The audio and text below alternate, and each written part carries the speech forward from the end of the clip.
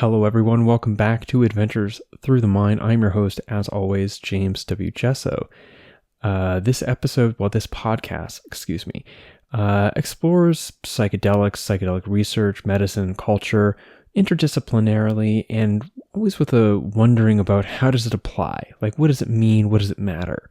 In the lived life of being human beings. Very pragmatic, sometimes, pretty esoteric, but usually fairly pragmatic. And then sometimes it steps out. It's like adjacent to psychedelics. The correlation with psychedelics or psychedelic practice is not so apparent.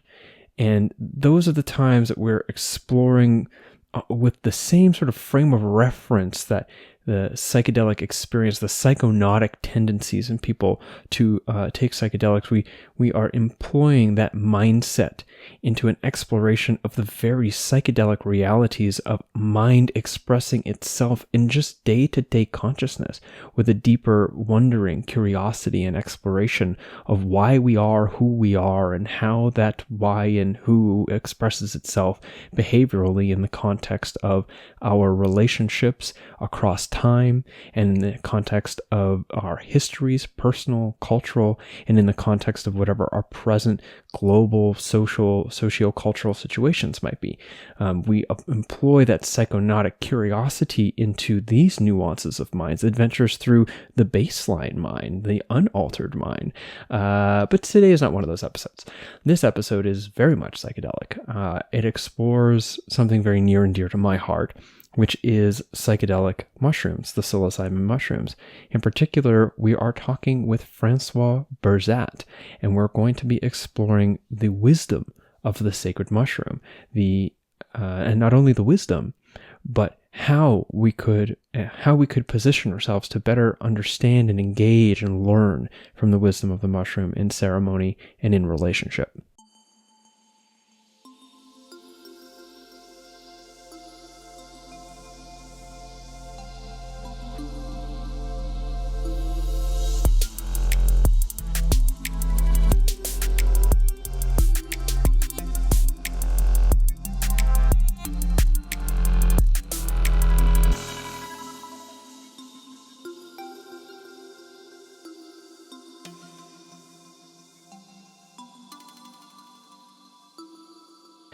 Francoise Bourzat holds a master's in somatic psychology from New College of California, San Francisco, 1990.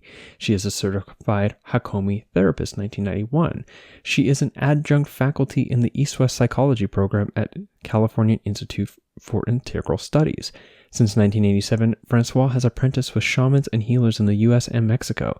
In the last 20 years, she has traveled with groups to Mexico, incorporating her counseling practice experience with her knowledge of expanded states of consciousness, where she partners with Mazatec healers in sacred mushrooms ceremonies. She lectures internationally, and she leads trainings in the US, France, Lebanon, and Israel. Her book, Consciousness Medicine, showcases her decades-long knowledge, which bridges indigenous practices and Western psychology. Her book, right here, Consciousness Medicine, if you're seeing this on the screen, it's like a rainbow adventure of notations from me reading it because it was so valuable.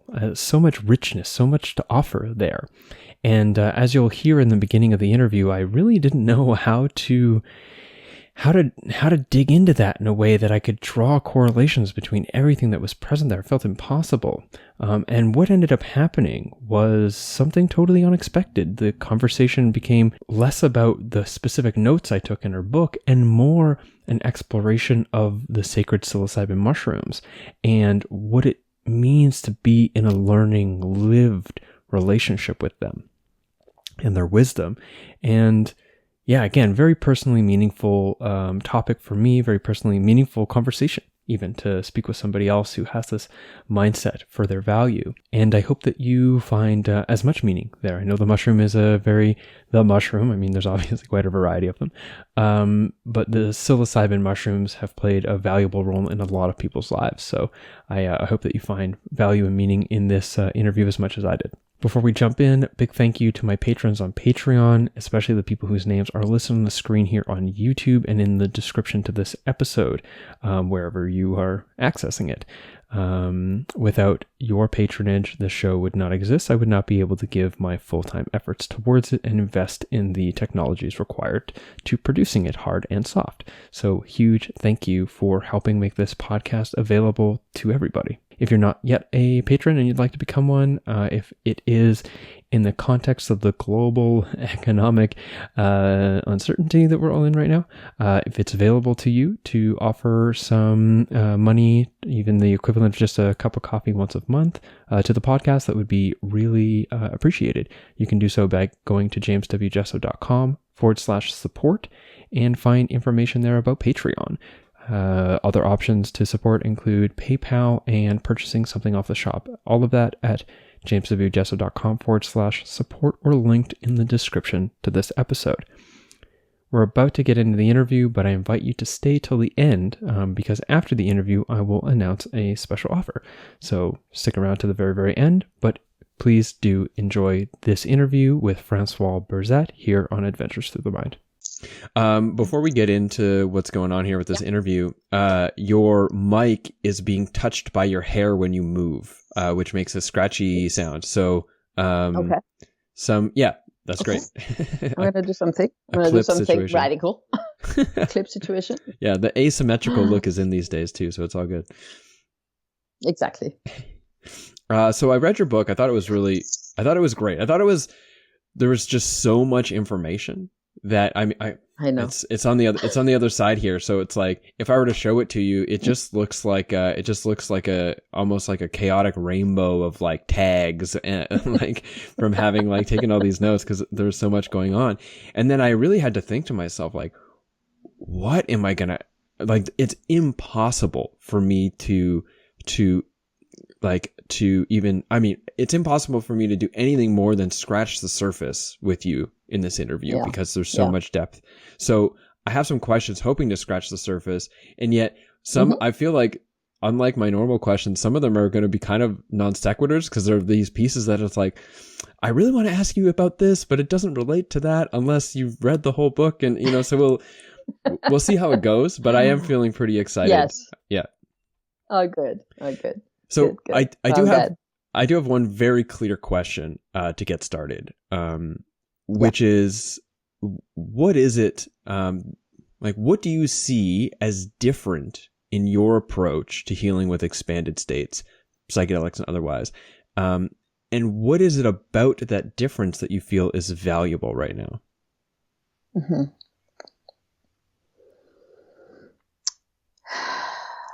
I feel like the approach that I'm writing in the book, and that has been so part of my narrative or my interest, is that I'm trying to bring about a transformation on a society level, on a human society level, on the scale of people waking up because of the holistic model. Because I feel like the holistic model that I describe in the book of this 5 aspects of body, mind, emotion, and spirit, environment, and community, this holistic model creates the framework in which those expanded states of consciousness can really be applied, can really be integrated and applied in life. So part of what I feel is missing in the world of psychedelics and expanded state of consciousness in general is that the focus is put on the experience and the richness of the experience and the far outness of the experience, or the mystery, magic, of the experience. And that's it. And it kind of stays there. It's not really translated in the life that we live, in the way we are in society or in community or with nature. And so a lot of it gets lost in translation, literally. And part of what I'm trying to communicate through that model is that we can, in fact, not just have a great experience, but be transformed being. I think I said that at some point in the book. Like, people don't come to me interested in my approaches of expanded consciousness because they want an experience. Although, they're certainly curious about the journeys or the drumming or whatever I'm going to do with them. But they're really interested in transforming their life because they come to me originally as a therapist, right? My original come from is as a psychologist. So they come to me and they say, this is not happening and I'm not really satisfied with this and my background this and my trauma that and my choices of life. And so what they come with is a quest, is a wanting something different for their life or more of their life. Or they have a good life, but they want more spirit. Or they have not a frustrating life, but they feel it's a little flat and they want more depth, more three-dimensional level of life. So people want to have a different life. They don't come for, I want an experience. Well, some do, some come and say, I want to take a trip with you down in the region where this work happens, or I want to do work on myself because I want to be more, connected. I took psychedelics 25 years ago and I'm kind of curious with some, the conversation that's going on in society. So there is that, but mostly it's about transformation. So I think my angle is, what do we do with those experiences in real life? And the other part of my answer is that because of my background as a somatic therapist and someone interested in addressing the human suffering, human wounds, there is also the psychological angle of those experiences. And in the world of psychedelics, beside the fact that now there's a great renaissance, of how psychedelics can in fact treat, PTSD, anxiety, depression. I mean, it starts to be more of a cure, right? There's a curative effect, which was the original function of psychedelics, really, in the old Mesoamerica world. It was really a doctoring. It was not like getting high, it was a doctoring. So it's coming back in a way into its original purpose. But with that angle of looking at human suffering, there's definitely a great benefit in using psychedelics for psychological growth, for psychological rebalancing, for alleviation of great symptoms that are crippling society, really. So there's both to resume my answer here, it's both for my angle seems different, or what I'm hearing from the feedback I'm getting because of the 5-aspect model, and also because of my angle as a psychologist. Mm-hmm. Yeah, when I was initially turned to your work, it was an interesting sort of series of events, because I had gotten an email from your publicist maybe 8 months or 9 months ago. And it was as I was preparing to do a teaching tour and all this stuff. And I read it and I was like, I can't look at this right now. And then it's like months later, I'm talking with someone who I deeply trust, who's a 5-MeO facilitator, and does a lot of work to move around the world and try to get communities together, to have communities of practice, to have sort of like communities of feedback and what's the word I'm looking for? Where someone's like checking you, communities of, you have a clinical supervisor, like communities that can like keep each other in check, and to share practices and move towards best practices. And one of the things he does is he goes around, he recommends people, facilitators, communities, like read certain books. Like, please read this book. It will increase the efficacy of your practice. It'll make you a safer facilitator, all the rest. And your book was one of those books. And so I was chatting with him and he was like, have you read this yet? And I was like, no, I haven't. And then he was like, please read this book. I think you're really going to like it. So then I started looking you up and I was like, wow, this is incredible. And I started reading your book. I was like, wow, this is really incredible. And then I found this email from like 8 months ago. I was like, oh my God, if I had only, read it at that time, I'd be so much deeper into it already. But one of the things that I definitely found interesting was, of course, this holistic model. It's so complex and so deep. And I don't mean complex in the sense that it's difficult to understand. It's complex in the sense that it's rich. And it's as though any possible manifestation of experience insofar as utilizing the experience as a healing experience or a doctoring, any possible manifestation of it has some address within the book somewhere, from, why to how to what next and what in case of. All of these things seem to be covered in incredible ways. And your story that brought you to this place is really mixed in with your time as a therapist, your immersion into that style of medicine, and also your immersion into indigenous practices, in particular the Mazatec practices around mushrooms. And I'm curious what you see as having had this therapeutic background, what did you find later was the biggest limitations that background was holding that the Mazatec tradition seemed to resolve for you? That's a great question. Thank you. My psychological background was, as I said, body-centered psychotherapy. So the fact that I was not a clinical psychologist interested in, the invisible of the mind and the dreams and the more like psychoanalytical framework was already an advantage. I was in a pretty good shape as far as being grounded and being really interested in how the body organizes the emotions, how we express emotion, how we hold emotion. I was already, as a body worker, as a dancer and a somatic therapist, I was very hopefully keenly attuned with how the body was functioning in the psychological expression of ourselves. But when I went to, so I was not really that kind of disembodied, I needed to be grounded by a shamanic practice. And I had done a lot of sweat lodges, and I had done a lot of things that were originally, and my teachers were, native people, even in the medicine work and the mushroom work. But when I went to Mexico, what was really interesting to me was the immediate relationship of the healers with the land.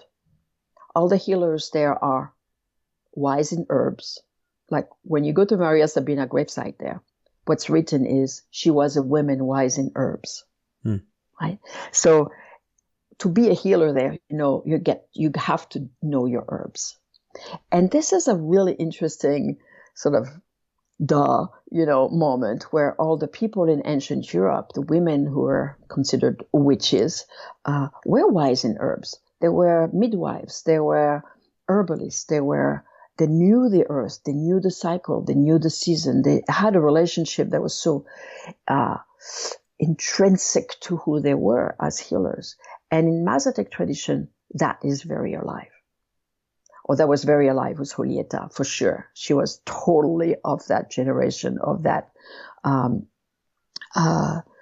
knowing, of that wisdom, of the herbs, of the season, of the rituals that were accompanying the new corn, or the rituals that were pre-Hispanics, really. And Julieta was your teacher, correct? Yeah, Julieta Casimiro, was my teacher. She passed away almost 2 years ago now, and I continue to work with her daughters, one of them especially, who there will be an interview published soon, actually, of her and I in San Francisco. We did a month ago. Very intelligent and articulate younger generation of that work, which is an interesting bridge. What was really interesting also is to immerse myself in Mexico with Julieta, immerse myself into I don't know if it's a framework, but a mentality where the work is considered a healing in the sense that everything has to do with spirit. So they have an animistic belief. Originally, they were not Christian. They were, believing in spirit of the land, which they still do, as I describe in the book somewhat. So they had they have practices of honoring spirits, of paying respect, of doing offerings. I mean, they're really, really very dedicated to that and totally believing in the forces of and energies that manage the land, and how fragile we are in the face of those energies. So for me to go there and realize that it's not just me on top of the earth, separated. I am actually impacted by the spirit of this mountain or the spirit of that river. How does it talk to me? How it makes me ill or not ill, or it heals me, or how am I in relation to nature? So being in relation to the forces of nature is something that is essential to their practice. And I think that when I got there, I mean, it took me a few years to really have that concept really land in me, or be, I don't know if accepted, but registered, I guess, and felt in a way that was making sense. Because even though I'm in my body, even though I have a good relationship with nature, it was a little far-fetched for me, even, with all my open-mindedness. It was a different vocabulary and a different reality. So there was that the connection with the herbs, the connection with the land, and the connection with the spirit of the land. And then, I was starting to talk about the spirit. So the Mazateks, as I said in my book at some point, the Mazateks believe that we take the mushrooms because we are feeling the need of healing. And so the mushroom come to doctor us, which is interesting, because what healing do we need, right?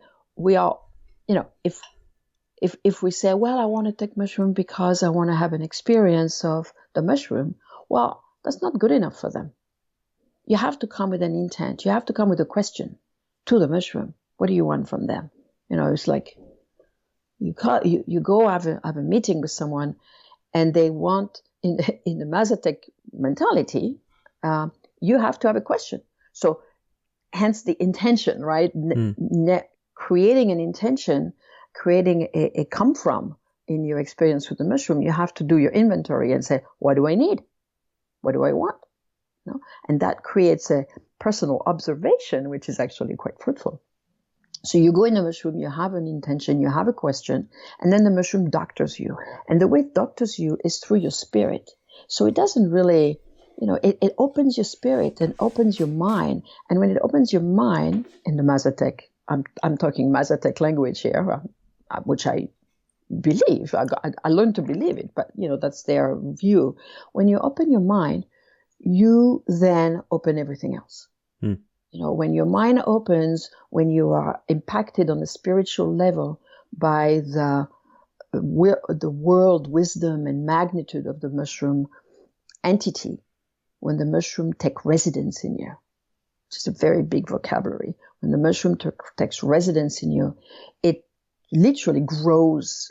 The mycelial body grows everywhere in you. It takes over your entire system, and then you are being filtered, and you're being purified on a spiritual level. That's how they see it. Consequently, once your spirit is purified, everything else happens.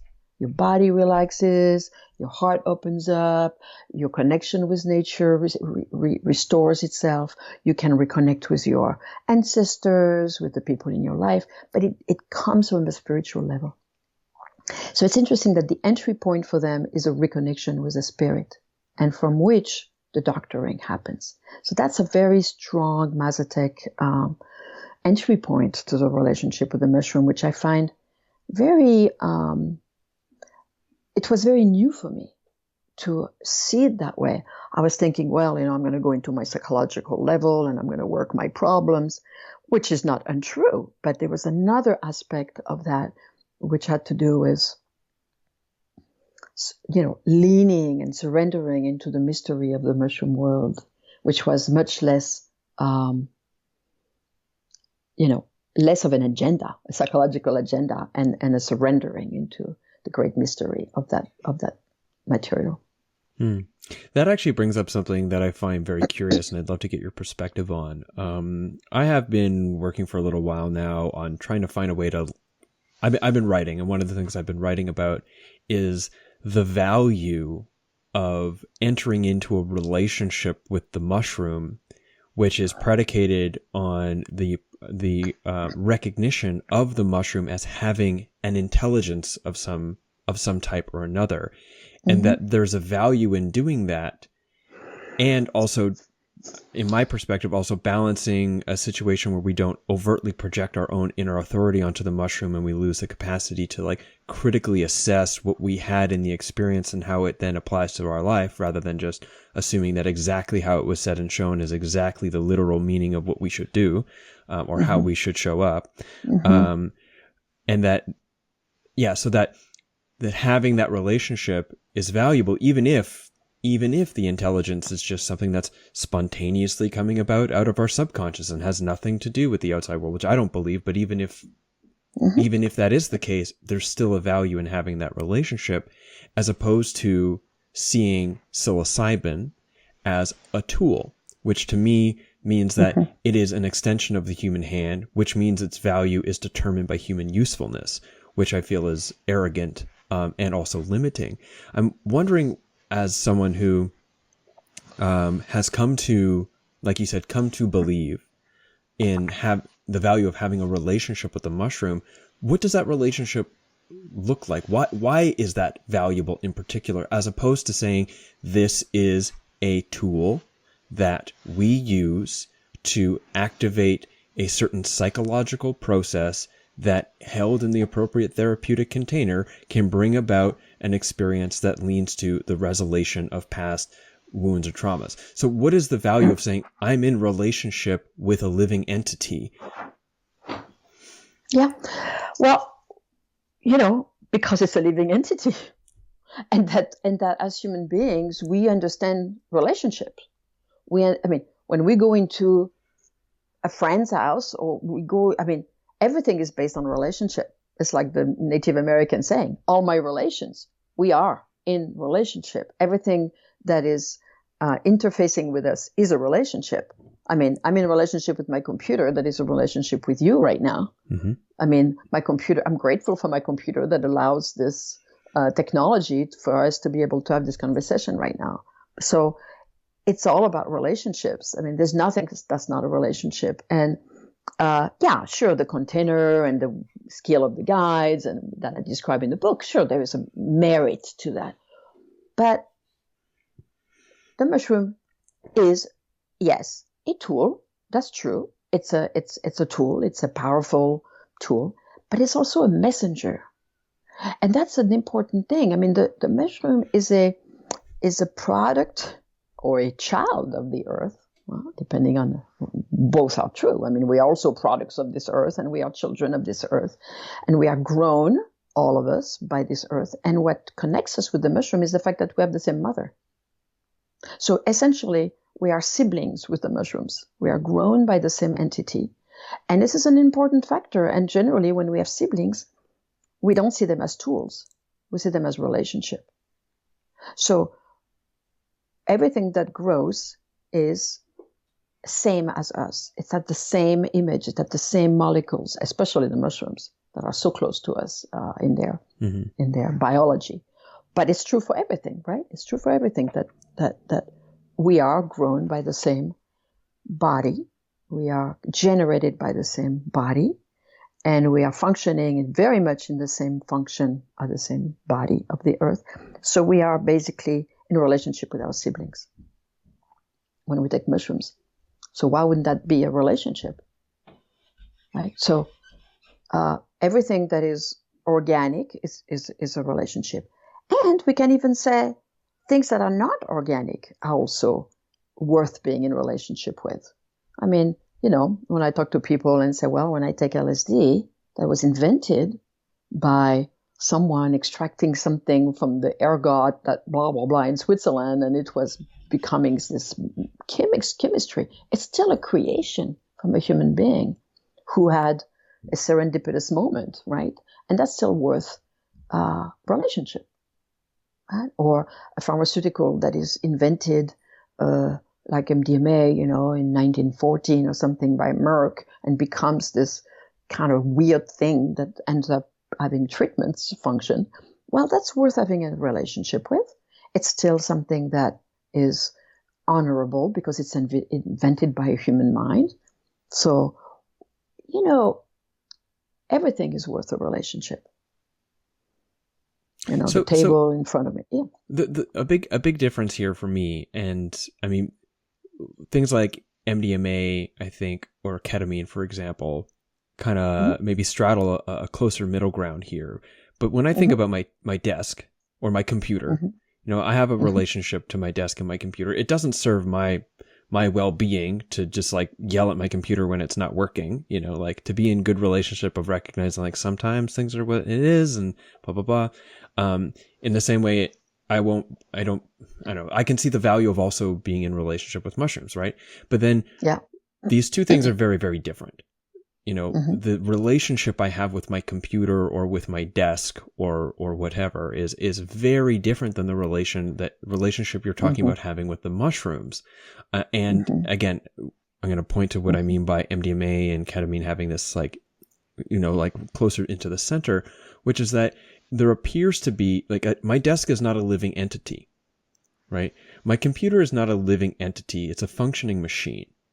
Right. I mean, at some point, maybe, super aware intelligence machines will emerge and I'll have my Ender's Game or like a Ender series Jane on my computer that I'm talking to. Right. But like, as it stands, it's a functional machine. It is a tool. Right. But the mushrooms are not. They're a living entity. So I'm just curious, how do you differentiate that? Yes, it's all relationships, but in particular, is there an inherent wisdom in the livingness of the mushroom that is different and thus requires a different showing up in that relationship? Yes. Well, yes, the mushrooms are unique in their environmental landscape. They're unique in their body. They're unique in their composition. They're unique in their chemistry. They're unique in their biology. So they have a whole body and a whole existence that is very interesting and very worth of curiosity and engaging with. And for me, engaging with, I have a lot to say about that because watching the mushrooms in their original environment and their function of what their presence is on the land is a very interesting things to engage with. When we are ingesting mushroom, we are in a deep relationship with who they are and the wisdom they carry and the function they have in ourselves as human beings. So what they accomplish on the land, they accomplish in our human body and human psyche. And that I have a lot of interest for that narrative because they're really not, at that point, not just a tool, but an entire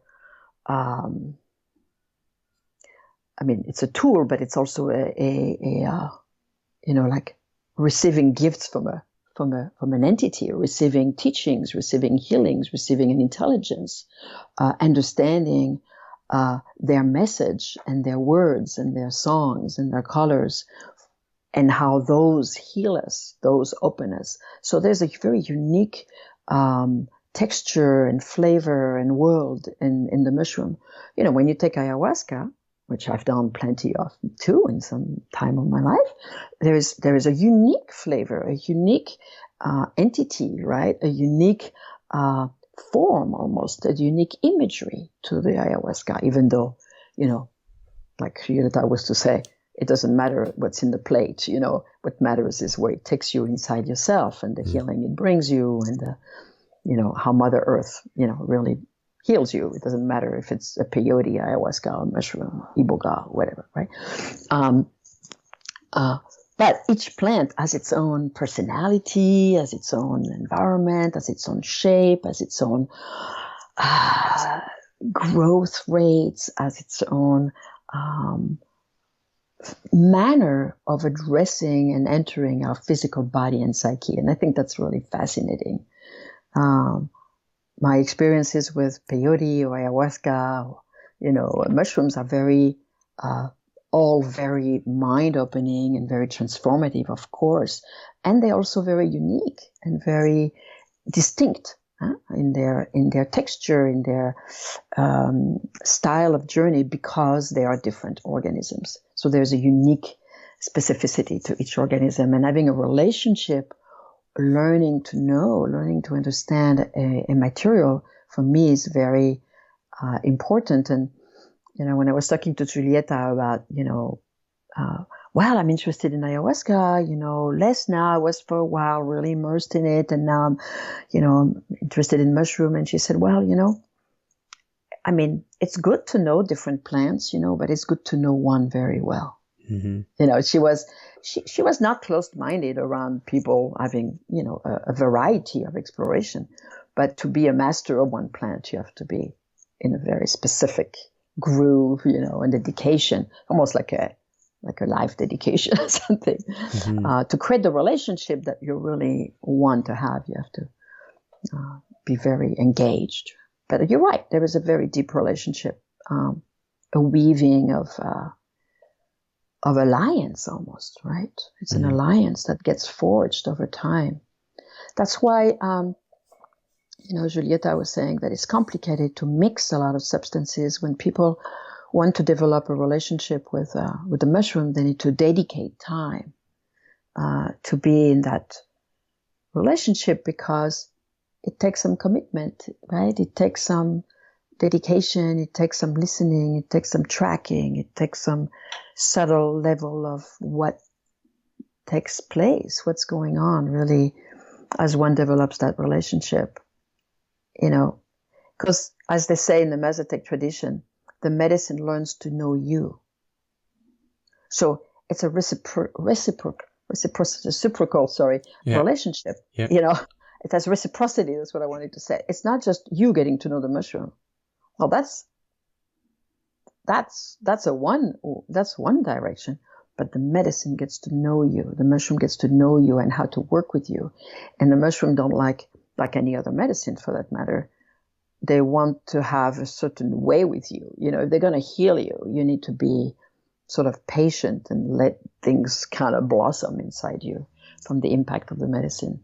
So that's how they enter a relationship with you. So the relationship is both ways. So, and to be receiving that. Mm-hmm. So I'm hearing you describe this almost like this inherent wisdom and intelligence that takes time to grow and be in relationship with, which is it's a two-directional a two-directional relationship. And I mean, you didn't say this, but inferring from what you were saying earlier, it's not a dyad. It's not just between you and the mushrooms, because everything about you and your life and the people you're with, like you said, like the holistic model, all of that is present in the relationship.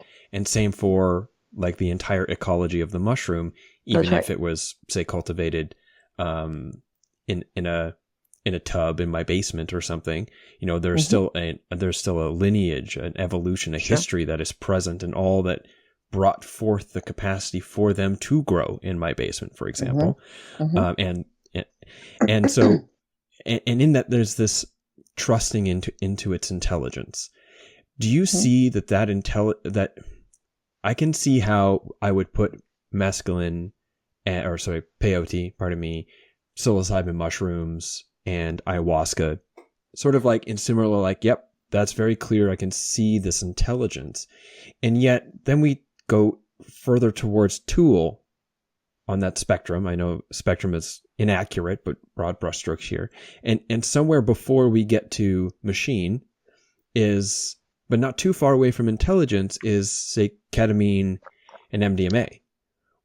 Do you see that there's an intelligence in them? And it's okay if you don't feel like you could talk to this exactly, but do you see that there's an intelligence in them that is benefited by the same type of trust and surrendering that you would offer to an intelligence that you're developing a relationship with, that is something like ayahuasca or psilocybin mushrooms? I don't think so. I mean, my first answer is I don't think it is quite the same.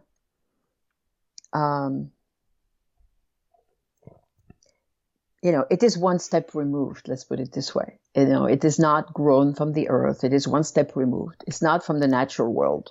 Okay. So that's just the way it is. I don't have There's a wonderful compounds. I love them. I worked a lot with them. I still do, and I feel they have their own place and benefits and intelligence in the way that they work on our psyche. But they're not of the earth. They're not from the natural world. They don't have the same simpatico with my physical body. They leave traces in my physical body, which other compounds naturally don't. They're less, the molecules are not designed to marry my molecules in the same way, I should say. But, it's interesting. I've had a lot of conversation with Rick Dublin, whom I love a lot. We're very good friends. And, and he said, well, what's interesting about MDMA is like there's no lineage, so there's no ritual associated with MDMA. So we can create something kind of, or not have a ritual, or it's easier to find a path with MDMA that is much less spiritual or holy. I don't know, like it doesn't have anything to do with the natural world. And we have this, conversation, him and I, which leads to me saying, well, yes, okay, it doesn't have a lineage. It doesn't have a way to be celebrated, or it doesn't have, thousands of years of practice. And so it doesn't have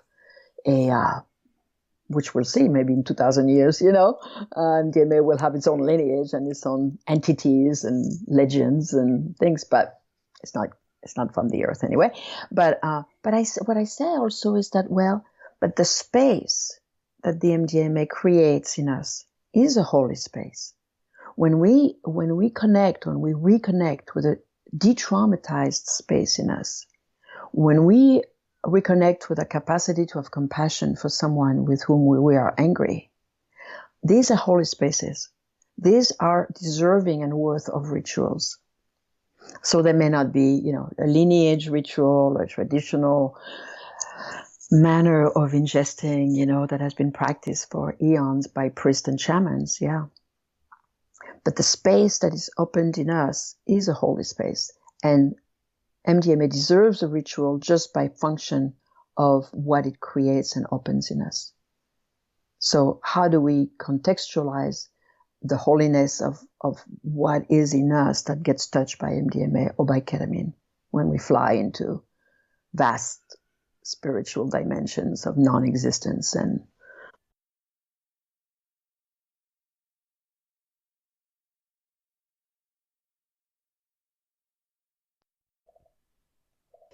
Hello. Oh, is it you? Yes. Is it you? It is me. We're back.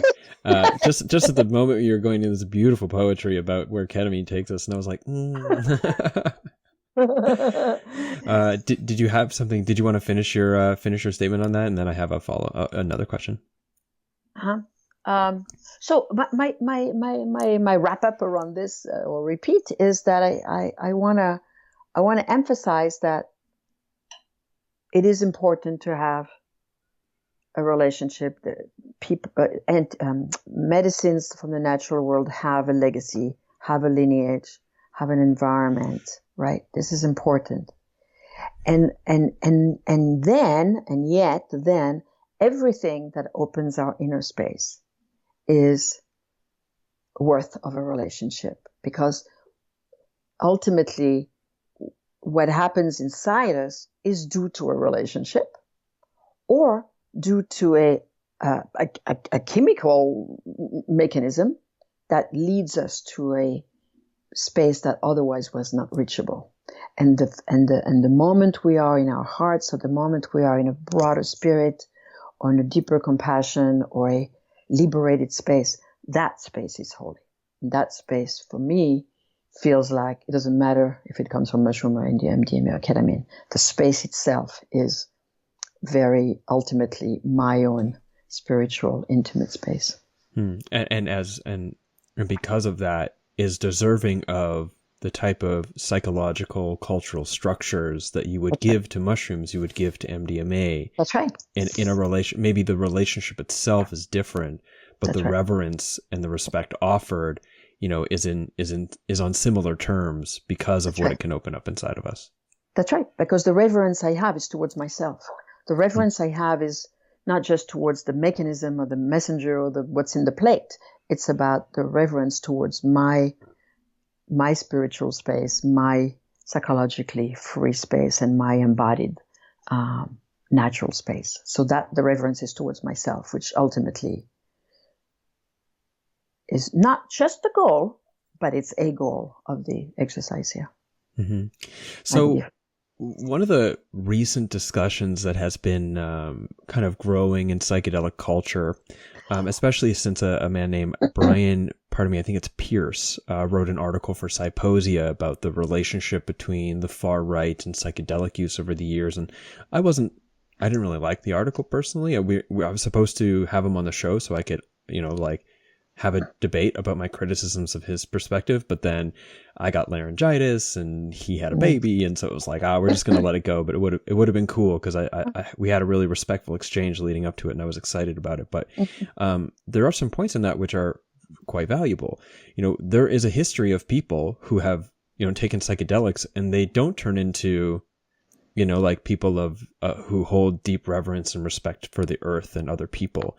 Like there is countless stories of people who take mushrooms and they don't interact with this inherent wisdom or intelligence. They're like, one anecdote is that the guy who started 8chan, which is essentially a hate platform, that was making space for the type of terrible sort of like hate stuff, that 4chan shut down as a part of Gamergate, which was very sexist and very terrible. He had that idea while he was on mushrooms. The wisdom of the mushrooms manifested in saying to him, hey, you could create this other space where people can come together and share their hate. So it's like, how do you grapple with why it is that the mushrooms can show up with this profound healing, loving intelligence and wisdom in some contexts, but in other contexts can do what seems like would be like intuitively from the perspective of having he received the loving wisdom, almost the opposite. How do you grapple with this phenomena? Mm-hmm. I feel like the mushrooms are showing us the power of energies, and the energies that we call in psychological terminology shadow. So, ultimately in the mushroom, we see the non-dual space where everything exists as one, where there's no good and bad, here and then, or past and future, or solitary and in relationship, right? We see the ultimate oneness of it all. But before we see the oneness of it all, we also see the dual space, which is the space of light and the space of dark, the space of, when we say good or bad or evil, I don't like to call it evil, but like this dark forces of energies. And the Mazateks are really big on energies. And they feel like there are people who are in pain, and because they are in pain or disconnected, they carry negative intent and curses and black magic, and that they will, in fact, intend to hurt people because of their darkness that is not being healed, or it is not being healed by spirit, right? So that's what we translate in psychological terminology, working with the shadow, meaning working with the dark forces of our inner self.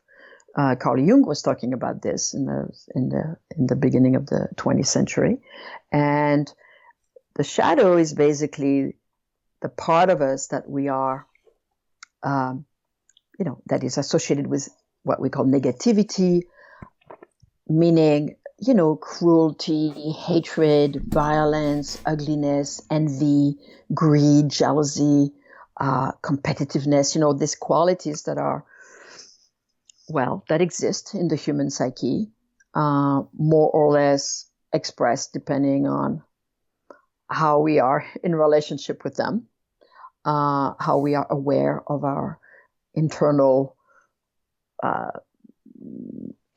sense of balance. I don't want to call it battles, but balance inside. And it is true that during the mushroom experience, we can get in touch with our criminal self. We can get in touch with our cruelty. We can get in touch with what we're capable of, We can get in touch with how ugly we are inside somewhere. I mean, parts of us, right? It reveals the shadow. It brings light. This is the whole purpose of mushroom world. It brings to the light what's underground. That's the mushroom for you. And so when we have a mushroom that lives underground and then we happen to have some fruit, like the mushroom, popping up to the surface, to the light, the essential body of the mushroom is underground. And the mushroom is going to take us to what lives in the darkness inside us. And what lives in the darkness can be really ugly. And part of this work is getting to know our shadow. I mean, Anne Shulgin talks about this very beautifully. I invited her once to my class at CIS, and she was talking about the shadow material as it is. And she has beautiful talks about that is available on YouTube or whatever. She talks about how psychedelics can take us into the shadow material, and how do we enter this, and how do we get to know our shadow. I don't know if we have to love it, but we have to accept it. And some people who get in touch with the shadow thinks that it is a message of something to do. You see, they get a message that, oh, this is in me, and now I'm sent out as a messenger, as a missionary of hatred, into the world. I think that the confusion is that the mushroom is bringing that up for healing. The mushroom is not there to destroy. The mushroom is there to unite and connect and communicate. The essential message and function of the mushroom in the world is to communicate and connect, which is not about hate and division. And if we look at the function of the mushroom on the earth, this is really its function. Anything else that is not aligned to that is not about what the mushroom is actually sending us to do. It's about what the mushroom reveals in us and brings us to face inside our psyche. So yeah, this gentleman has probably received messages, that there is hatred, that there is something to be dealt with, or to be faced, and he thinks that he has to be expressing this and creating a platform for hatred, which, in a world where anger is considered valid, or considered, how could I say, a human experience, we could have places where people could get angry and express anger and sort of relieve themselves of that charge that they have. I mean, I sent people to break plates on a wall, if they're angry. I mean, I said, buy a bunch of plates at Salvation Army and send them against the wall and be angry for once, just go ahead and have it, have your anger, don't feel like anger is bad. Have it in a context that is not hurting other people, right? Mm-hmm. And acknowledge this force in you that is needing to be channeled, right? Or go dancing, or go drawing, or go wrestle, or go something, but move that force of charge, of vitality that is transforming itself into anger. So there is a distortion between forces of the shadow material in us and in the darkness of the earth, or what is in the darkness, the metaphor between the darkness of the earth and the darkness of our psyche. And when these things emerge, what do we do with them? How do we read them? How do we consider them? And to consider them as a straight message into let's get a platform for hatred so we can really divide the world some more and hurt people. I don't think this is what the mushroom is about. This is a distortion and a misunderstanding of how mushroom communicate. There's two pieces that are not related to exactly what you just said, but some references that you just made. But I'm going to put one aside for a second, and I want to go in a little bit more about, and this is more in the practicalities of understanding what's happening in a healing response. You talk about in your book, the metabolism. There being a metabolizing of shadow, of stuff that's sort of like pent up, which I thought was great because I also have used that terminology for some time. And I'm curious if you could talk a little bit about what that shadow work looks like insofar as the term metabolism, why you chose to use that term to describe it. Mm-hmm. What I mean by metabolism is when something gets processed, right? When some things get circulated into our physical system, our mind, our emotional body, right? Gets expressed. So metabolized means circulated and processed, right? So when we connect with shadow, like I said a moment ago, when we connect with some aspects of ourselves that is unseen, which, by the way, P.S., shadow can be also very beautiful. I've seen people who were very tough, very guarded, very tough, very like alpha male kind of moment, very like CEOs, executive, and they're like this. And what's revealed once they connect with their inner self and what's underground in the shadow, in the unseen part of them, is a lot of tenderness and a lot of vulnerability. So the shadow doesn't exclusively means ugly and awful and cruel and violent and mean. By the way, just so we know, for records, right? Mm-hmm. But I mean by metabolism, I mean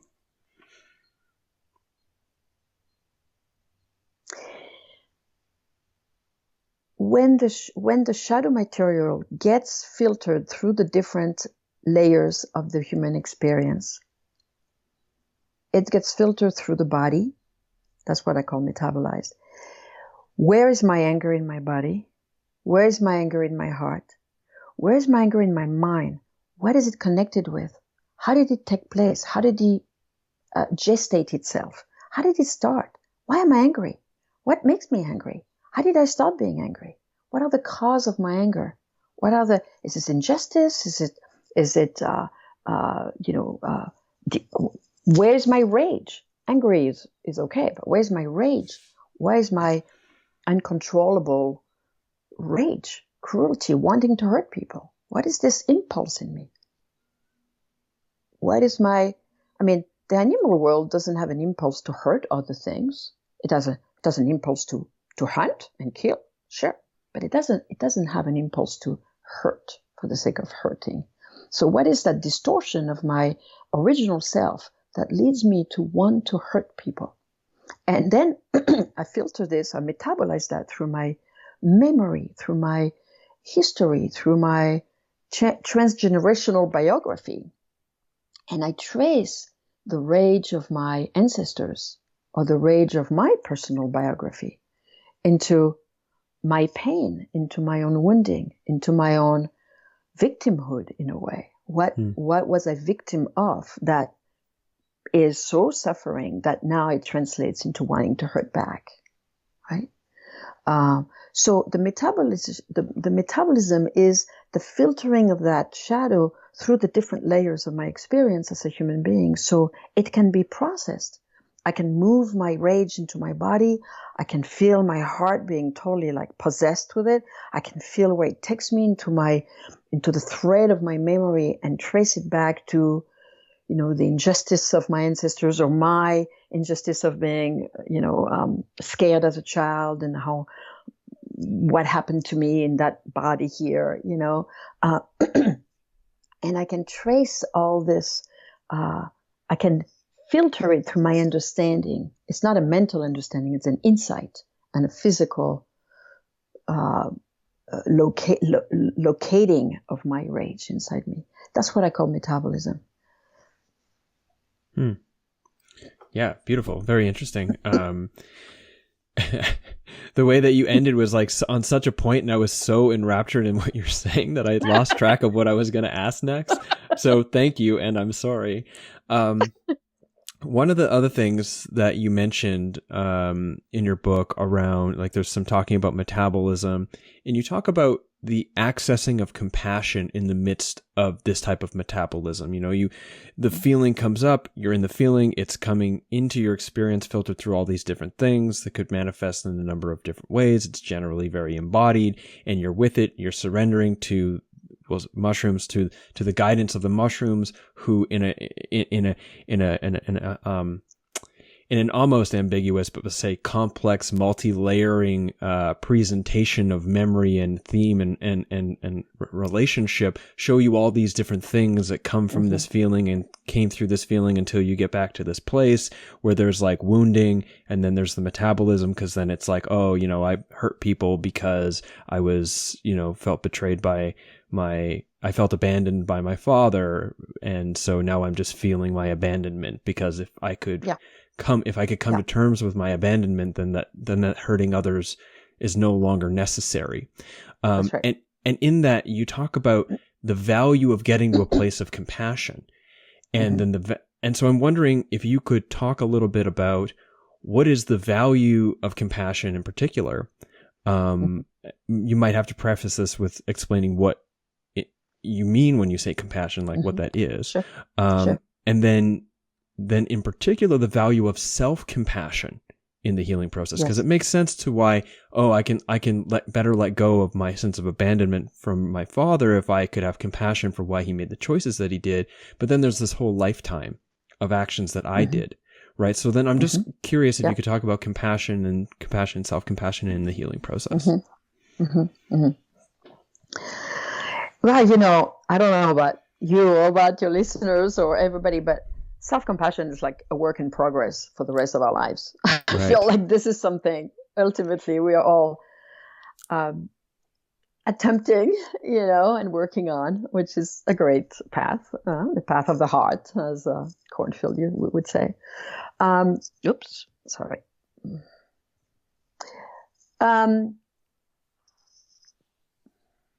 I mean compassion.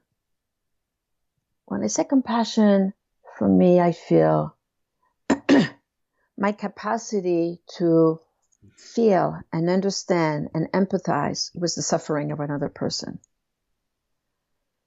And that's true for myself, to empathize and put myself in my own shoes with my suffering and have affection or cradling the person in myself that feels that suffering. My capacity to cradle, right? I like this terminology because it's like I'm not holding, I'm just kind of cradling like a child, this place that is fragile, that's vulnerable, that's open, that's heartful. So that's what I mean by compassion. In the compassion, I can feel liberated from my anger, and yet it can exist simultaneously. I can feel angry at my dad for what he has done to me. And there is a place in me that can feel compassion, that can feel he was miserable, he was raised the way he was raised, he was poor, he was raised in ignorance, he was raised in scarcity, there was fear, he didn't know, he didn't have the resources to process anything. And the way translated was he was violent with me, or authoritative, or narrow-minded, or constricted, or controlling, right? As a child or as a young woman, I was a victim of this. And for me, it is important to acknowledge and make room for my victim, right? To not bypass spiritually my suffering to have compassion. This is not compassion. This is bypassing, right? Bypassing a psychological process for the sake of being spiritual is not compassionate, right? The Dalai Lama says, you know, my main teacher was Mao Zedong. Why? Because I was so angry at him that I could get to compassion. Right? Compassion is not just like, oh, I forgive, everything's fine.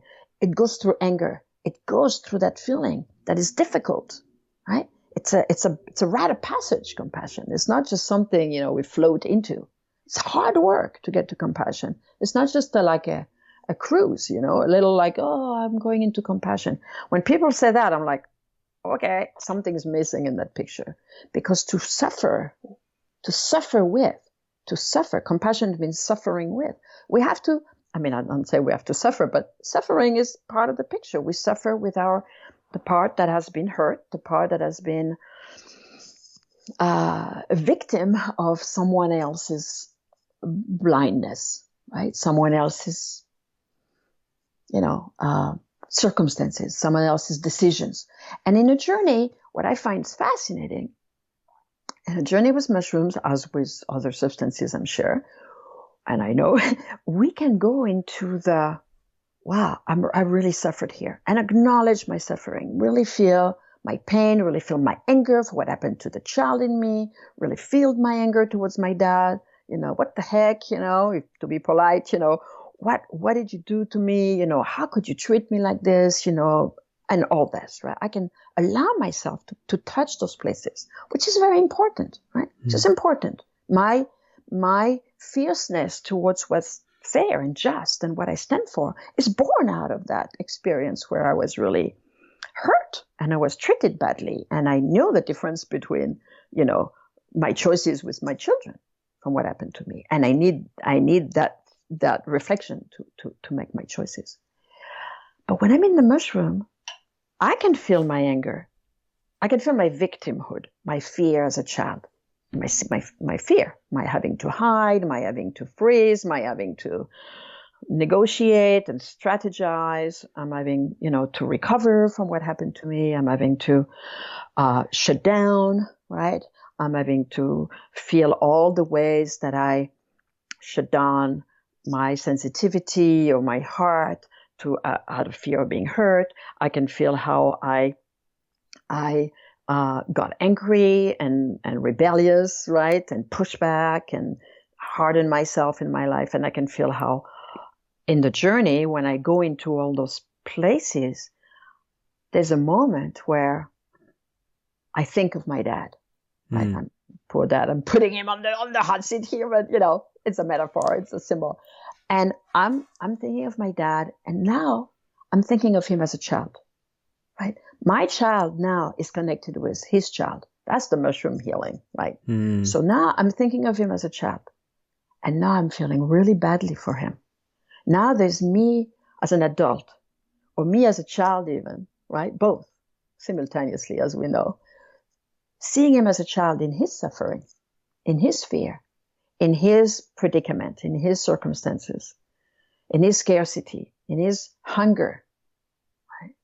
In his being cold, not fed enough, not covered enough, all these things, right? And now my heart goes to him. And I say, oh my God.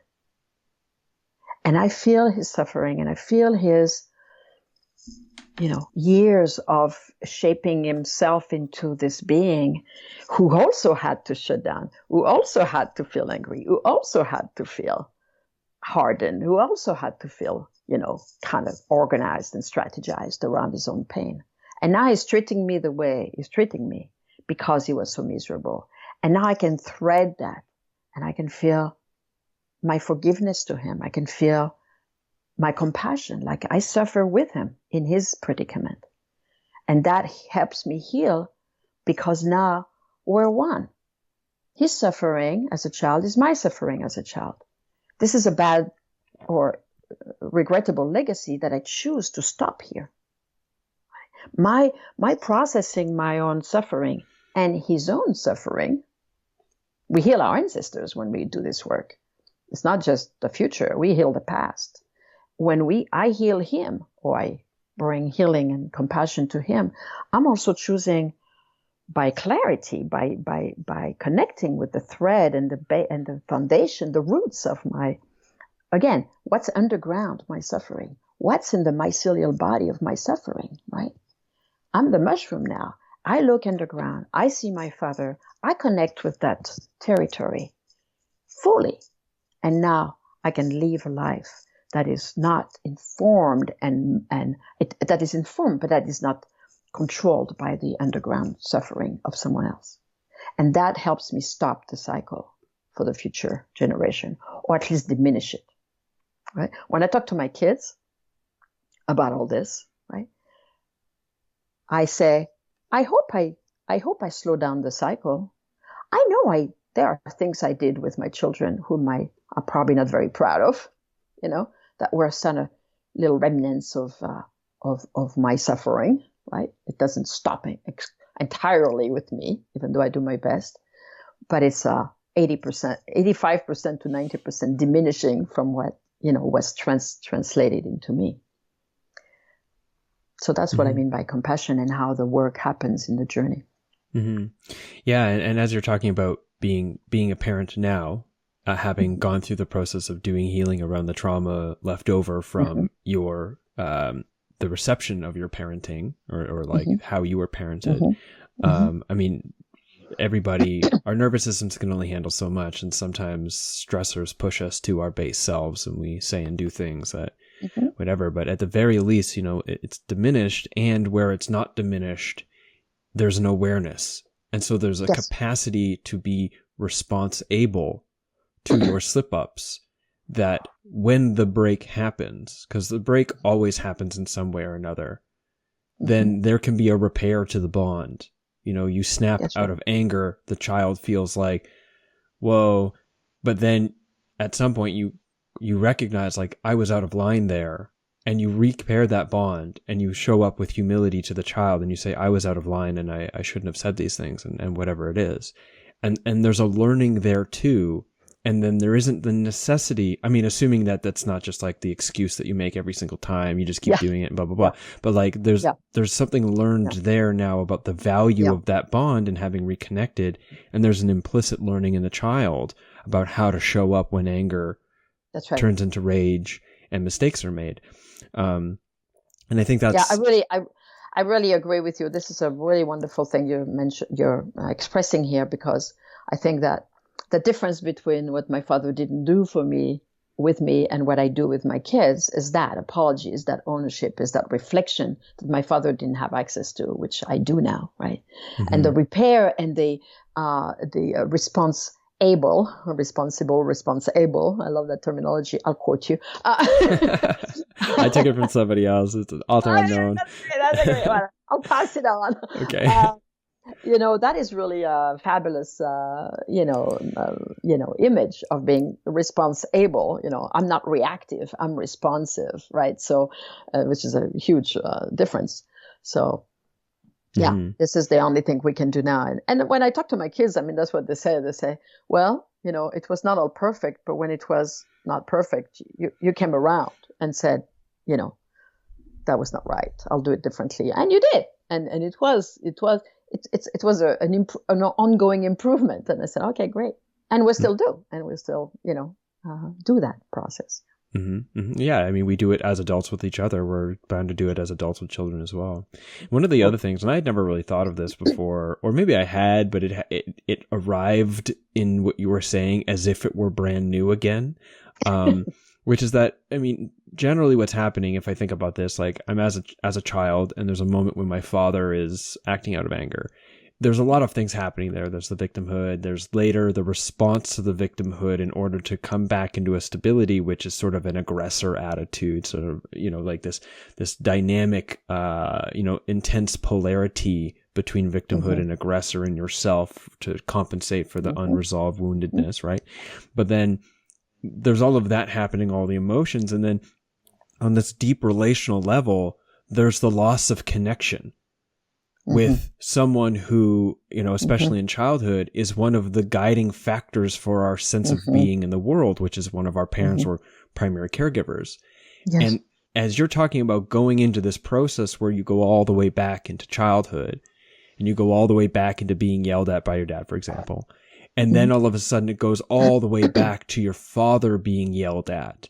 And then you connect with this vulnerable innocence in your father that is a part of the vulnerable innocence you were going through. You're also like repairing that bond. You're reconnecting. So there's that other part of the healing there too, which is like you're reconnecting that bond with your father. And this ties into some of Mark Wolyn's work with inherited family trauma, which is that what ends up happening is that we have these situations where the pain of it all and the trauma of it all is so much greater. It is the primary way that we remember and thus embody our relational experiences as children. And experiences like this can connect us, wherein the love and the innocence and the sense of being really with another person in vulnerability and tenderness can also exist while recognizing, and yeah, he was also aggressive and an asshole, and I was hurt by it. And I also see that the only reason that was happening is because of this tender, innocent woundedness that I can relate to, that I'm connected with. And so the love would have been there had the love could have been there.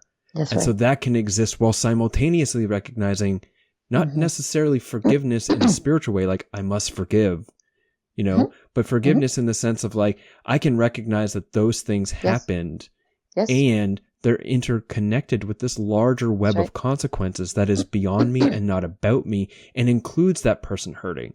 And so they can move more towards neutrality, rather than it's all about me being wounded or it's like, I'm like the ultimate forgiving, compassionate person. But it's like getting to a place where they kind of exist on almost equal levels.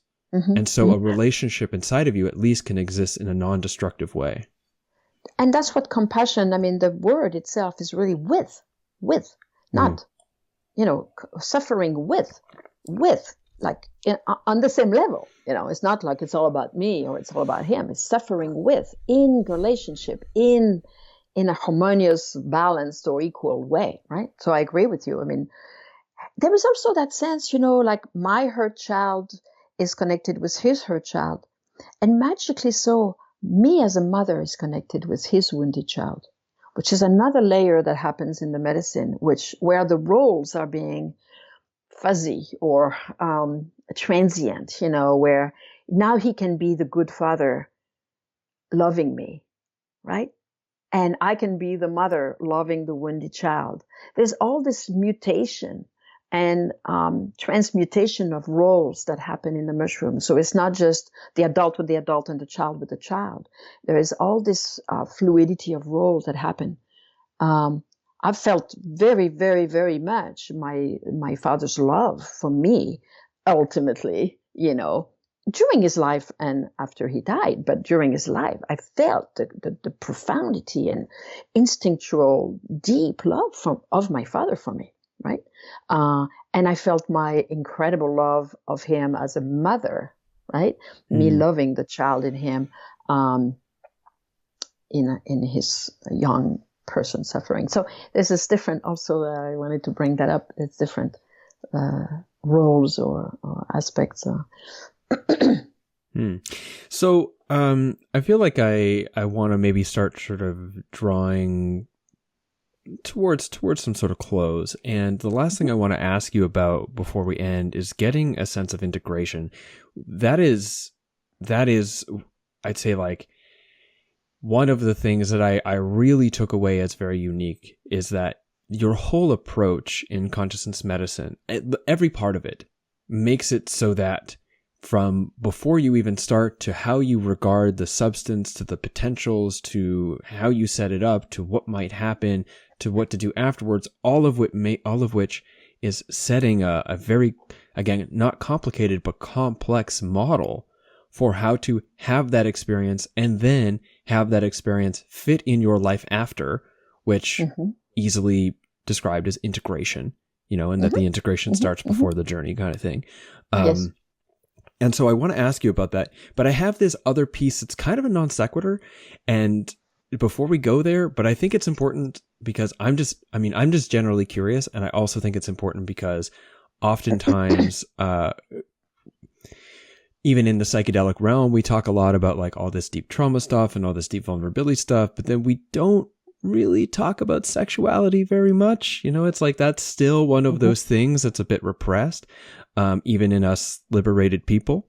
And so I kind of like liberated because, a little tongue in cheek. But I want to ask you about that because you talk in the book about, physical preparation is one of the sections, and you speak about why the Mazatec people prevent or stop any type of sexual activity for 5 days beforehand. And some of it makes a lot of sense for me. I mean, from having a history with what might call like spiritual sexuality practices or paradigms, I understand this sort of like the release of ejaculation is also the release of my vital forces in this kind of language. And even physiologically, without any of that spiritual stuff, I mean, like, my motivation to go get them is a lot lower after I've completed my, like, what my biology is concerned as being the a priority of my existence, right? So so I can see that it sort of like keeps that energy in. And then so far as intimacy with other people, it makes sense, as you say, like, to try to like disentangle our energies with it from being with another person. So we're going in with ourselves. All of this makes right and good and beautiful. Like it makes sense to me. Yeah. And yet there's this other layer, and maybe this is something that just is a total no-go in the Mazatec tradition. And let me know, / I'm also asking your personal opinion. What about sex with psychedelics? What about sex and psychedelics specifically, intentionally, to interweave and to tangle, like to beautifully entangle ourselves with another person? What are your thoughts on that? I think it's great. I don't have any. I don't have any moral. I don't have any morality. I think it's just a matter of intention. It's a matter of ritual. It's a matter of sacredness. Now, the Mazatecs, of course, consider sexuality and the mushroom a separate activities, right? They consider, just to frame it in their language, so just to pay respect to their tradition, the Mazatecs have no qualms about sexuality. There are no qualms about nakedness. There are no qualms about, they're very, very actually not uptight as far as sex goes. They don't have a lot of, they're not Puritan at all. Okay. So just to preface that. So it's not a matter of, Puritany. It's a matter of when what they call, you have to have your energy clean. It doesn't mean sex is dirty. It means what they say, the sucio, not sucio. It means that you want your energy to be yours, to be untainted by other people's energy. Right? You want your work to happen with the integrity of your inner, outer physical space. You want the mushroom to deal with you. This is, you take the mushroom, so you take the mushroom, You don't take the mushroom and then there's a piece of the other person energetically in the field. And because they believe in energy lingering over psyche, over bodies, over other energies, they believe in this, that those days being essential for the integrity of the work happening only on your energy field, right? And afterwards, they also want a diet for after the mushroom journey, because then the mushroom has to finish its work in you and not in you plus the person, right? So that's their view, which I understand, and I resonate. I resonate when I do mushroom. I want to focus on my personal self.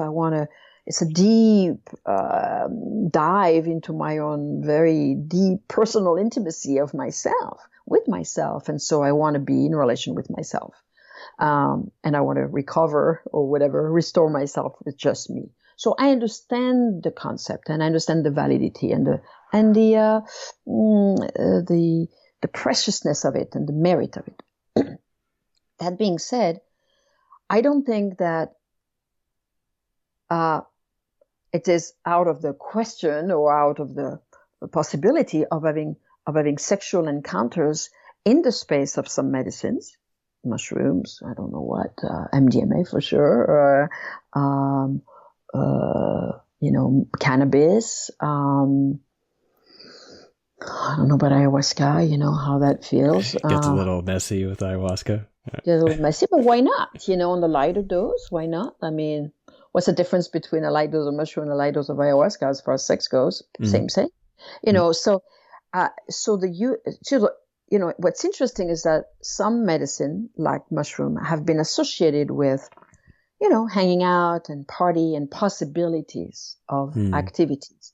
Ayahuasca was not so much associated with this because when it came online, it was really in big doses and, besides the daime that is a little lighter, but it came within the context of, there's no sex possible because you're just throwing up and shitting in your pants and you don't really have a lot of desire to be sexual. Right. But but on a lighter dose, just like with mushroom, you don't feel like having sex when you're on 6 grams of mushroom and you're just losing your mind. Right. There's not much like sexual interest in that level, but there's a possibility of exploring sacred sexuality or even awakening erotic self is very possible with substances, may they be ayahuasca or mushroom or other ones, as long as they are on a dose that what the person feels has some agency, has some consent, has some clarity of mind. And again, it's valid in many kinds of substances. And then having a ritual around it, or having intentionality, having really an exploration that is agreed upon. I mean, I know some people who have trained in healing sexuality and tantric practices and actual recovery of sexual vitality through, sexual work with people, right? I mean, this is sex therapy is a very, very beneficial healing modality, and when practiced with enhancements of medicines, may they be whatever works, whatever feels appropriate. As long as there is a contract, as long as there is strong agreement, as long as the healing is beneficial for the person. I've known people doing that work and recover an amazing amount of vitality and erotic identity and life. And it was wonderful for them. And they were on mini dose of ayahuasca, or they were on mini dose of mushroom, or they were on mini dose of, or some medium dose of MDMA or cannabis. And they were, edible, and they were really a GHB, in an intentional place where people had agency over their exploration, right? And it was done in a healing way. And there was a lot of merit, and a lot of people recovered from having lost their erotic self after being traumatized with rape and, various sexual abuse from their childhood. So I do believe that there is healing. I do believe that there is a possibility of recovering this essential part of our human experience through enhanced experiences with medicines. And it does, it can be mushroom, it can be ayahuasca, it can be, I guess, mescaline, it can be, Anne Shulgin was talking about all the medicines that her and Sasha used to try, and have sex with to see what works and what is the best conduit to a healing experience and a connecting experience. And I thought those experiments were very valid and very beneficial for us to explore. I think it's not a matter of morality or good or bad. It's a matter of context, intention, and agency. Yeah, that's beautiful. One thing that I feel lucky, or I feel fortunate that early on in my life I came to recognize the value of like deep vulnerability and presence in a sexual relationship, whereas maybe not so much in my generation, but certainly in the generations of men that have come before me in Western society, or like in modern Western society. And even still, there's very much like a dissociated relationship. Right. It's very based in physicality.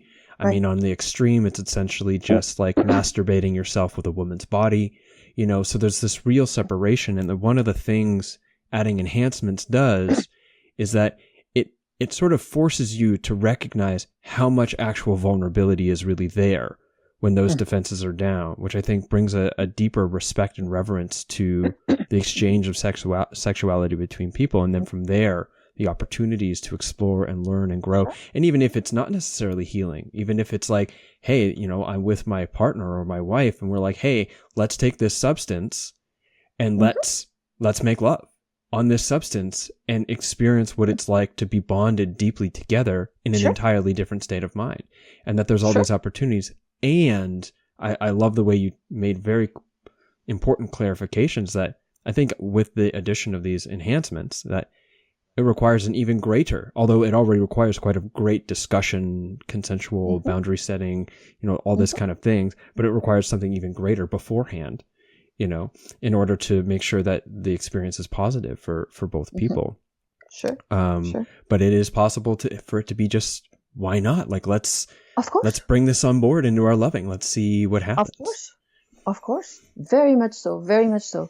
I mean, there are people who have, I remember this woman, she came to Mexico with me, part of a group, and she had been recovering a memory of being sexually abused. And it was very tragic for her. She had been waiting for a long time to have clarity about that memory.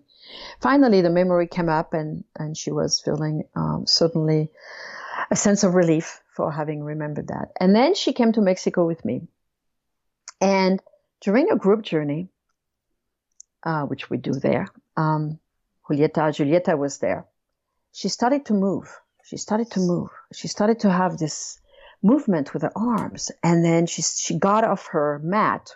She was like next to the next person, everybody was having their internal journey. She came out and she got herself in front of the altar, between Julieta and the altar. Right? There was a space there in the middle of the room. She got on the ground, on her back, and she was in her journey, and she started to move her body, her legs in the air, her arms in the air. She was kind of rolling around, and Julieta, I was like turning to Julieta, and I said, because I know she doesn't like this kind of behavior, you have to be really respectful. And I said, well, if you want, I can go to her, because she didn't speak Spanish. I can go to her and invite her to return to her mat.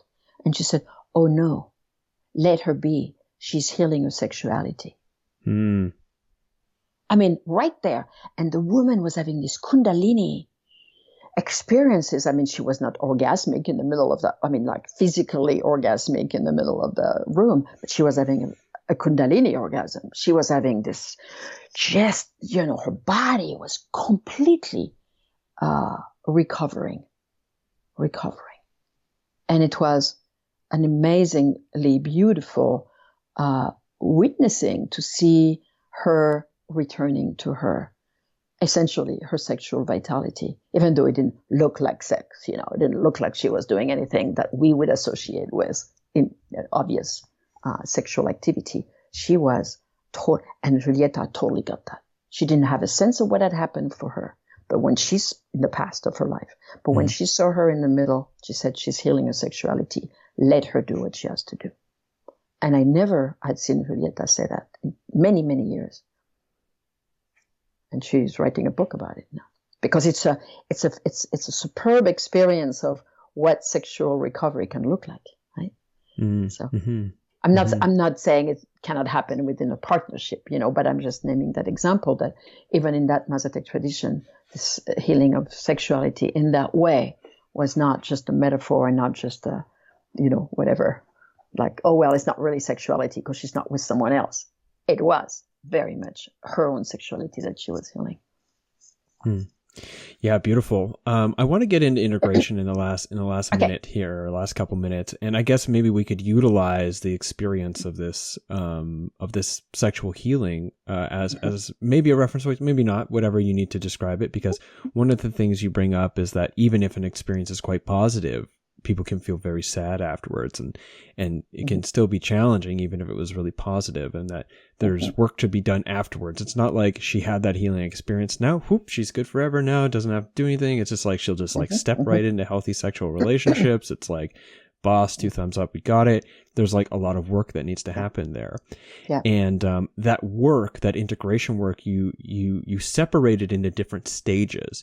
And I'd be curious if you could tell us what those different stages are and what they might look like, and what practices you feel fit best in certain stages and not others. So in the book, I talk about integration in these different stages of integration and what each mean and what each can offer. So I'm going to review that a little bit here. The first part of the integration is when we return from a journey, I call it the return, I think. I don't remember now, but I think I call it that way. When we return from a journey, there is this first feeling of newness, of the transformed self. I was talking to Julietta's daughter, Eugenia, recently, and she calls the journey transformation. She said, before the transformation or after the transformation, which is a very interesting choice of words, right? The vocabulary she uses is very, I like that. That was a piece of teaching that I felt. That was, anyway, so before the transformation, we have a certain self. And after the transformation, the self is altered, right? It's transformed. Things have happened, I should say. And so this new self, who is that? And that's the first piece of integration. Noticing the state, the flavor, the texture, the feeling, the sense, physically, emotionally, the relational field. How do we sense ourselves? How do we perceive this transformed self? So that's the first stage, is noticing who this new self is. Taking stock of this person here that is now our new self. Secondly, the next stage of integration is the narrative of the journey, the content of the journey. Naming, writing, speaking, reporting, it's just sort of downloading the entire narrative, the visions, the feelings, this, and then I went there, and then I saw this, and then I realized that, and all this different, intricate, multifaceted layer of an experience. What we remember, what we don't remember, we vaguely, there was something to do with that, just naming it. Because in the narrative, we find, with the help of a guide, or after a while we are used to read into our journeys, the connection with the intention that started the process. So I came in a journey wanting to be more spiritually connected, having more relationship with my spirit, right? And I go into this journey, and I go into my hurt child, or I go into my, being a tree, or I go into, feeling for the people in Bangladesh, or something, right? And all these answers are answers to my question. How do I decipher them? How do I realize? How do I open my intelligence, not my mental state, although, it's not bad to have a mind and intelligence, but my intuition in realizing that being a tree is a great spiritual teaching. Or resolving my anger with my father is a great liberation that gets me access to spiritual teaching through the compassion. Or that feeling for the people in Bangladesh is transposing my individual identity away to become someone else, which is a great spiritual experience. So, spirit, the way we imagine, I'm having a spiritual experience. If I dissolve my ego into the cosmic consciousness, well, it can be that. It can be 5 million other things. So reading a journey from the download is an important piece of integration. Why is this journey a direct answer to my intention, my question, my quest, the beginning of my hero's journey, right? I'm going to get somewhere, to find something in myself, and the answer is provided. It's just needing to be sometimes decoded. So that's the second piece of integration.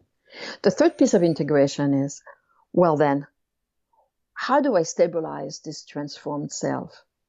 How do I put in place these new states? Because it's new, it's unfamiliar, it's non-habitual. How do I maintain them in real life? How do I manifest them? In my somatic studies, my graduate program, and all my somatic experiencing, I've understood, and I've studied that unless it's embodied, it loses its function. If you don't use it, you lose it. That's the thing. You don't use it, you lose it. If you don't use your new self, you lose your new self. If you don't practice your new self, it's going to regress into the old habitual pattern, even though the great illumination of your journey is so strong that you feel, I'm good, like you said, thumbs up, I'm good to go. Well, guess what? Yes, you will remember. Yes, you can have access to it. Yes, you can take refuge in it. But if you don't practice it, it will not maintain its footing in the ground of your life. You need to put roots into something to grow. If you don't put the tree in the ground, guess what? It won't become a tree. It'll be some kind of, seedling somewhere. And so we need to give it roots. And to give it roots, you need to water it. You need to tend your garden. And to tend your garden is the third integration, right? The third part of integration. Practices. I want to have a spiritual life. Well, then I'm going to go and sit by the tree. I want to have a spiritual life. I'm going to reconnect with my father, dead or alive. I'm going to cultivate my compassion. I'm going to talk. I'm going to reach out. I'm going to volunteer. I'm going to send some of my resources to Bangladesh.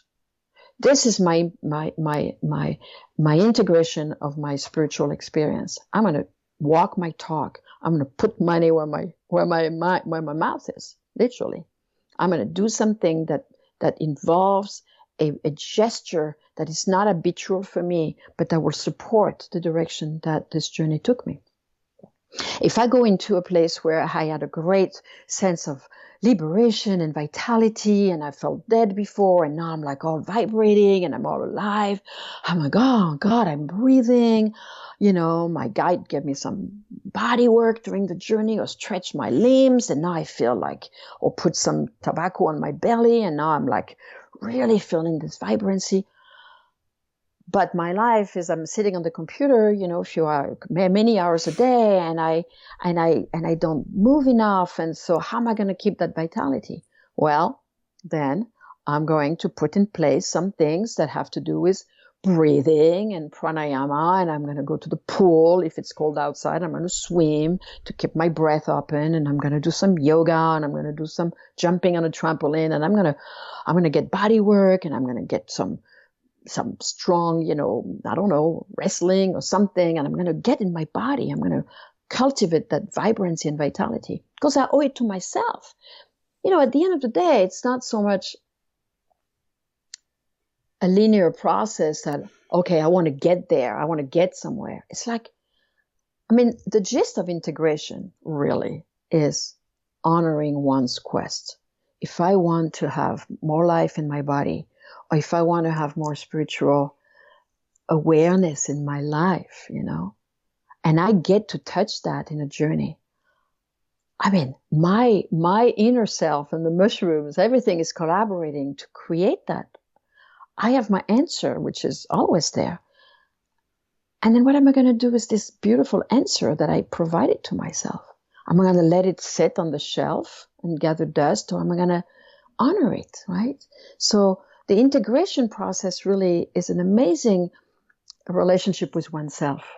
It's an amazing relationship of self-honoring and self-value and self-love, which is ultimately what we're all after.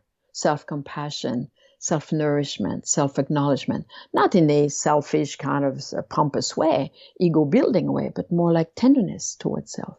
And so,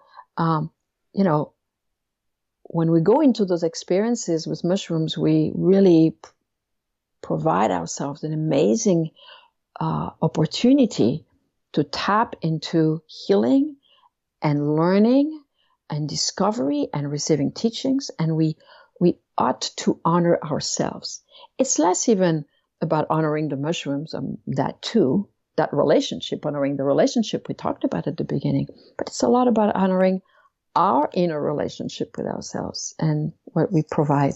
So integration for me is this different stages, right, that I described, different phases.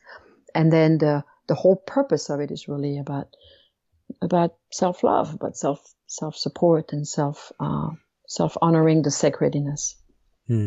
Yeah, thank you.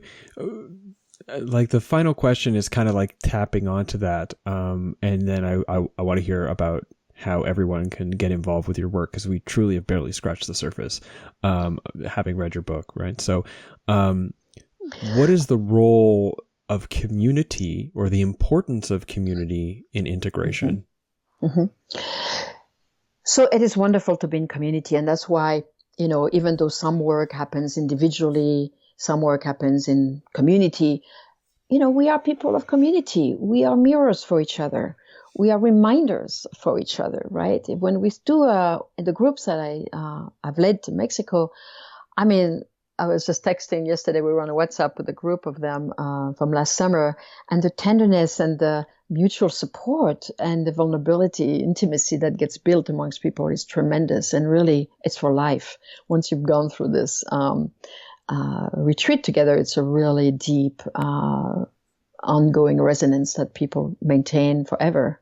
I mean, I know my friends from 35 years ago are still, my friends, right? From when I was doing work with Ralph or Pablo or whatever. But the community is essential. We are bred and grown in tribes, in community, and we are, we can support each other. I can be needing, to be reminded of my intention of my journey or my integration, and I have a buddy system. So I talked to my friend and I said, okay, that journey really taught me I have to do this and this and this, and I want to be sort of accountable, so you'll be that for me. You'll be my witness in my engagement with myself, and I'm your shoulder when you feel lost, and I'm your, we have this, brotherly, sisterly, reparenting of each other on an ongoing basis. That's what we do. We are each other's children. We are each other's parents. We're each other's siblings. We're each other's grandparents. We are each other's ancestors. We are each other's future. We are collaborating. We are helping each other, and we are, the mushroom teaches us about communication, collaboration, the sense of unity, the sense of mycelial family. And when we are above ground, we do that too. We are nourishing and cultivating this mirroring, this reflection we are of each other. It's a great hope. And in this world where things are not so groovy and so rosy, especially right now, especially right now, being loving. And I mean, I see on social network, there's a lot of amazing tragedy that are unfolding in Europe and everything, and here too in New York and everything. And there is also amazing hope and support and collaboration and connection and weaving of people's messages of what this virus provides us as an opportunity to reflect and really stop and take stock, and what do we want and who are we? I mean, so there's a lot of interesting communication that's going on right now, right? And that's what we do as community. We integrate. A lot of my people on my social media, a lot of them are from the psychedelic community, as I'm sure you are too. And what's navigating right now in the social media is really interesting. Reflection and exchange of wisdom, really, of listening to each other's beautiful words, or challenging, or what do we do in those times? And so integration in community is really, really, really essential. The people in my community, the guides I've trained, and the clients I've worked with, and all the people, we are a large community of hundreds of people, and there's a sense of family, of great tribe, and of great safety, right? Not against them, not like that, not in a way of opposition, but more of a sense of resources, and leaning on each other and celebrating each other's gifts, and forging a place where there's no competition. It's like, oh, you know that, oh great, oh he knows that, oh great, and we're kind of gathering these treasures and tools that we share with each other. And so it's a celebration of it's not utopic. There's plenty of dynamics and things happening like in every human relationship, but because we know what it's like to lose egos or to be humbled or to be brought to our knees with our personal fears. At times there's not a lot of people who feel superior to other people. And I think that in community, this is really important to have that template of the possibility of what can happen. Pardon this other question, but I feel like it is important to hear from you on this before we close, which is, what about people who don't have community? Because this is not, I mean, yes, more so, but generally this is not necessarily something that we could just talk openly about. Thank you, plant medicine is helping with that, but we generally can't. And there's a lot of people who are alone in their explorations, or have very small groups and can't speak to the people who they're in community with. What is your suggestion to people now? They understand the value of community, but they don't have any. Like, what is your suggestion to people in that situation?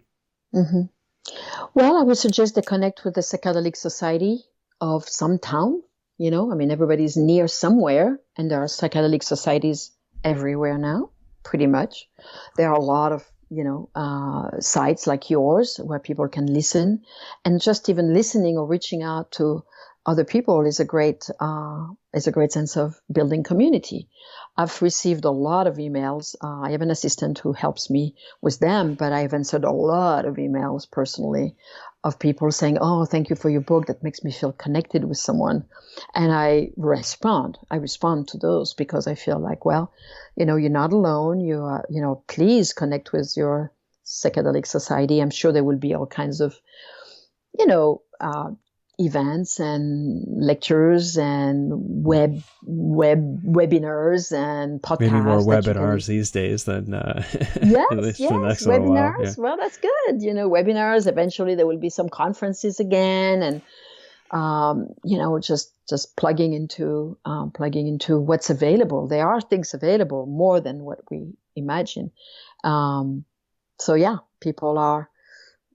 I mean, I got some email from a guy in Ohio or something. It was really, really isolated out there, and he came across my book from his brother who gave it to him or something. It was in Seattle or something, and so the guy emailed me, and we started this very interesting conversation on email. We emailed back and forth for a few times, and then I said, "Oh, what could I do? I'm all by myself." And I said, "Well, connect with that podcast, listen to that podcast or listen to this and connect with, integration circles online. There's a guy in Marine here in California. There's a person in the East Bay in Oakland. I know what I know, but there are online integration circles you can join and be actually, part of a collective, right? So, okay. And, so I think hopefully people find each other, hopefully there is a collective, a collaboration that's mutually supportive. Yeah. Yeah, thank you for that. And Francoise, thank you so much for the last 2 hours of your time. It's been really beautiful. Again, we've barely scratched the surface, and I feel like you've offered us so much wealth in these 2 hours. How can people learn more about what you do? How do they access your book? How do they follow whatever social media presence you have online? Okay. So I have a social media presence through Twitter and Instagram. It's Francoise Bourzat, my name. My website also, francoisebourzat.com. And that contains a free online course that I'm offering right now to support people through their moment here that is stressed and somewhat needing some grounding. So I created an online course that started to explore the 5-aspect model in a very just explorative, foundational level. And so it's available for free right now. I wanted to make that reachable for people. I have, my book is online, audio and Kindle and paperback, and I am about to start a new project of training. I've been training guides for a very long time in that work, and taking them to Mexico, having the experience there, doing a lot of didactic classes here in California, and train some trainers. And now I'm going to take this whole project possibly down to Jamaica, where the mushroom is actually legal there. I've been thinking about that for a while. I was doing a lot in Mexico, and I will still do that, but we're thinking of shifting the practice and creating more of a nonprofit, to be able to offer this training. And what's important, offering this training to anyone who wants it, regardless of resources. It's really important for me, the principle of equality and accessibility. I don't want it to be something exclusively for resourced white people. So I really want to be, keeping the seriousness and the integrity of my work and some psychological background for foundational, entry. But I do want that to be available to all. So stay with me on my social media and my website and stay posted. You can subscribe to my website contact also, and then receive some of my newsletters and my blog and I'm going to make some ongoing video informing people. So it's been really great talking with you, James. I really appreciate your intelligence and your questions, and it has me articulate things that I had not articulated before. So I appreciate that very much. Thank you, Francoise. I really appreciate you saying that, and I've really enjoyed our conversation today too. For the listeners, please follow up with Francoise's work. Consciousness Medicine is a beautiful book, and thank you again. Thank you. And cut. All right, everyone. Thank you for tuning in to this episode. As I said, there is a special announcement here. It has nothing to do with my strange handlebar mustache, which you are probably seeing here on YouTube, which is, it's really because I found out that masks aren't as effective if you have a beard, because it doesn't create the right seal. And if you have any of the COVID on your face, it just smushes it all up into the places you don't want it to be. So I'm slowly getting rid of this facial hair. I put a razor to my face for the first time in a decade today. I didn't like it, but it is what it is. So next time you see me, there'll be just nothing but baby face. Anyways, that is not the special announcement. I don't know why. I'm sorry for going there. The special announcement is that I'm going to be giving away a copy of Francoise's book, Consciousness Medicine. It was graciously provided to me to offer to you, and you can look into the details of winning a copy of the book on my Instagram @ATTMind podcast, ATTMind PODCAST. Wow, I just feel really insecure about my spelling. So @ATTMind podcast on Instagram, and there'll be a picture with the book and some details on how you can win it. Like the standard stuff: follow, tag a friend, blah, blah, blah. But regardless of whether or not you want to enter into that giveaway to get a book, please check out Francoise's book on your own. Highly recommend purchasing it. It's an incredible read, incredible wealth of knowledge. And I'll make sure that links to more Francoise stuff are contained in the links to this episode at the show notes, jameswjesso.com, episode 119. I hope everyone out there that is listening, I hope that you are safe and well, and your family is safe and well, and friends of your family and safe or well. I kind of really hope everybody's safe and well, and I know that's not true, but I wish it for you nonetheless. So I will see you on the next episode of Adventures Through the Mind. In the meantime, keep safe, wash your hands, stay inside as best you can, if you can, and take care.